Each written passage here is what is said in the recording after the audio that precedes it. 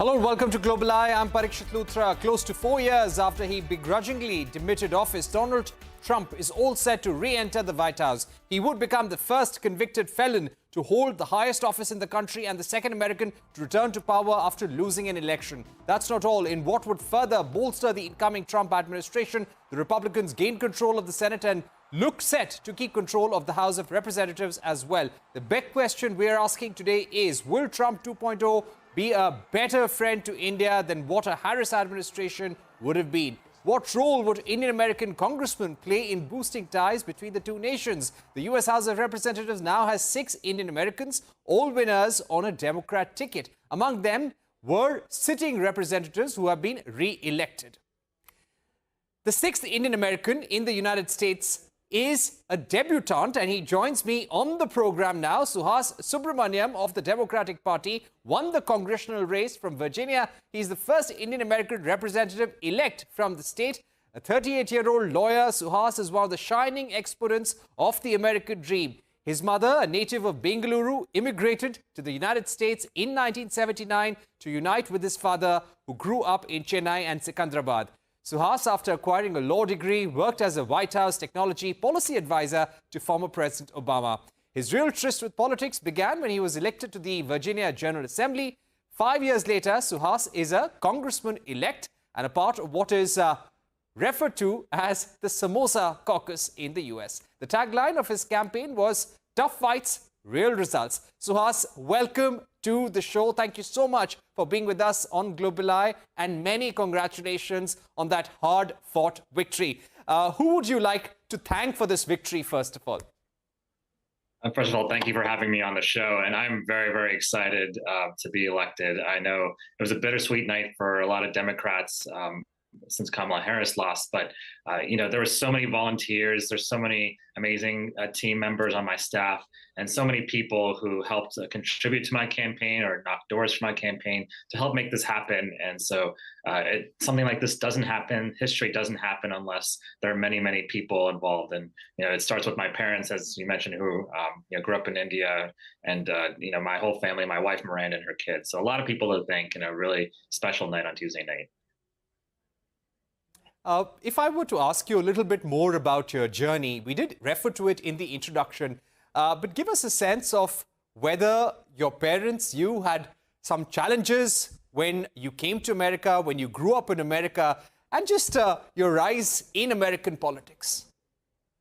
Yeah, when my mother came, she actually came through Dulles Airport, which I'm going to be representing in Congress, in about 1979. And she told me her first year, she cried almost every night because she was homesick. She missed India. But what got her through those times was, there were people here in America, and my dad was here as well, who welcomed them and who made them feel at home. And that was really important. And so she was able to make it through those first couple of years. And, my political journey really came from the fact that, yes, we were just trying to make it as a family, make ends meet. But then, they also imparted the importance of service as well. And so I grew up, helping at shelters and any way I can in the community to those who are less fortunate.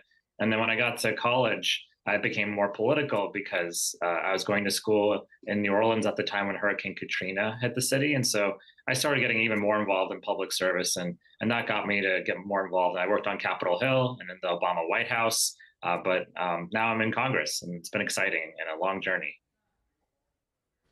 Right.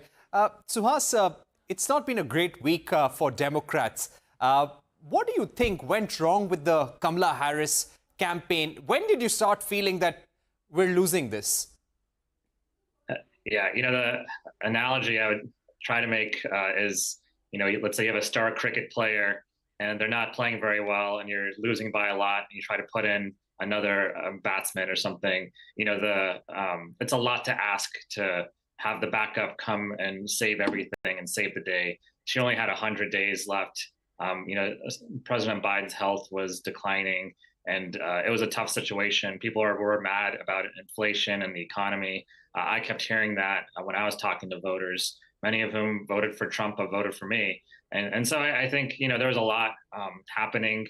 I think, a lot of the policies that were passed over the past few years will actually, the next president will actually get credit for them, because there are things like infrastructure which take time to build and take time to actually contribute back to the economy and to people. And so I'll just say though that no matter who's president, if it's Donald Trump, I'll work with them and I'll make sure that my community's priorities are at the forefront, and that we protect our economy here in Virginia. But Suhas, do you also feel that if Kamala Harris had been given the ticket, if she had been nominated much earlier, rather than Biden beginning his campaign for re-election, if it was Kamala Harris, the Democrats would have had better chances? It's hard to say. It's hard to say. I think it would have given her more time to be able to run the campaign she wanted to run.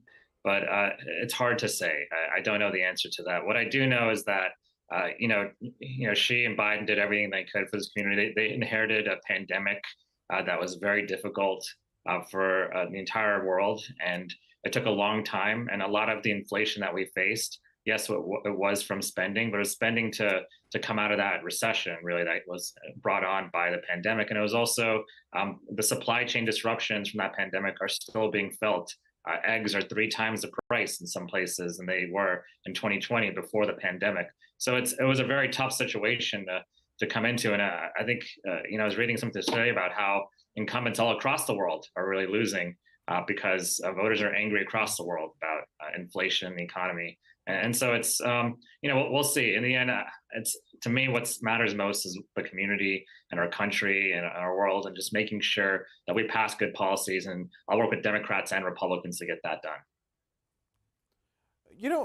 It was always supposed to be close, but the fact that Donald Trump won all the swing states, the House of Representatives and the Senate, what do you think went in his favor? What does this show about the mood of the American voter? And what is the top priority for the average American citizen right now, as per the result of this election, according to you?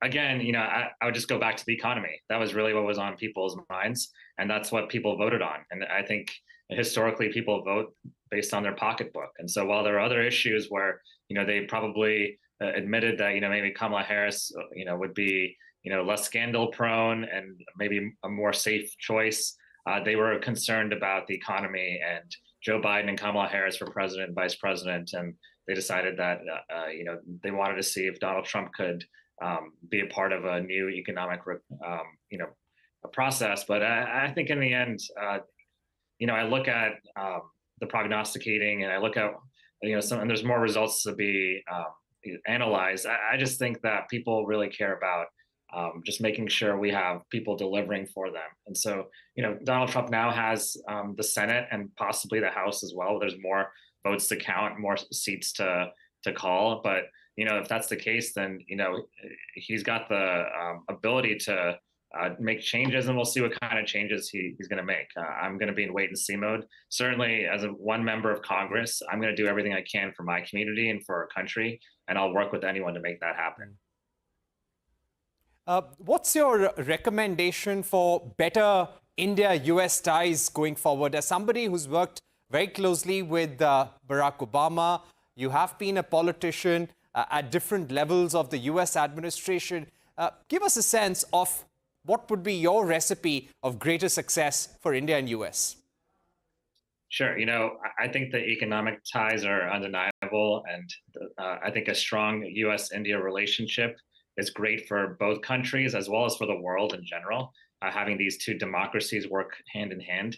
And so I start with, economic ties. I think I want to make sure that we don't put any policies in place that would prevent the US and India from working together on a number of economic fronts, especially on the technology front, on the innovation front, opening Indian company offices in the US, opening US company offices in India.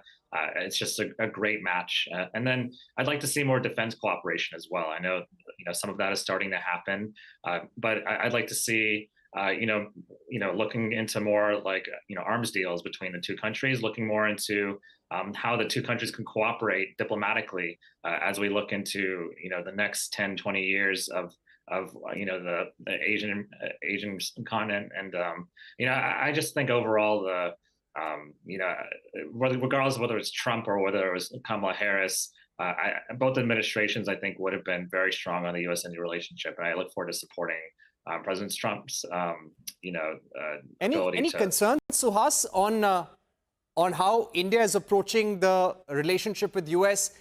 Any policy areas of concern to you when it comes to India? Obviously, the U.S. right now is involved in trying to protect Ukraine from Russia, and I know India has a long-standing relationship with Russia, so that is concerning. At the same time, I wouldn't want that to be an impediment in the U.S.-India relationship. I'd want to make sure that we're continuing to grow the economic ties, especially, and that we're starting to discuss defense cooperation long term. So, I'd say, there are a few concerns, but, no partner is perfect. But in the end, I think it's going to be a very important relationship, and we have to continue to grow it and nurture it. Right. Finally, any advice to India and Prime Minister Modi on how to deal with Trump? Whether it's Trump or someone else, just know that the U.S., is committed to the India relationship, and that, folks like me in Congress are here to help strengthen those ties between the U.S. and India, and really diplomatically across the world. I'd like to see us as a country spending more on diplomatic relationships and economic relationships than on wars, really. So, hopefully, long term, this can be the start of a stronger U.S.-India relationship. But I'm optimistic for the future. All right. Thank you very much. And, one question coming from my colleague, Abhishek. Do you speak Hindi? Any message in Hindi for your viewers in India, those of us watching you? I don't speak Hindi. My family's from Tamil Nadu, so I wasn't taught Hindi growing up. All right. You can leave a message in Tamil if you like. I'll stick with English for now. Thank you, though. All right. Thanks, Suhas. Thank you very much for joining us on the program, and hope to have you again on CNBC-TV18. On the other side, Donald Trump's return to the White House as America's 47th president is set to disrupt the world order yet again. How will this impact America's relationship with China? A special discussion when we return.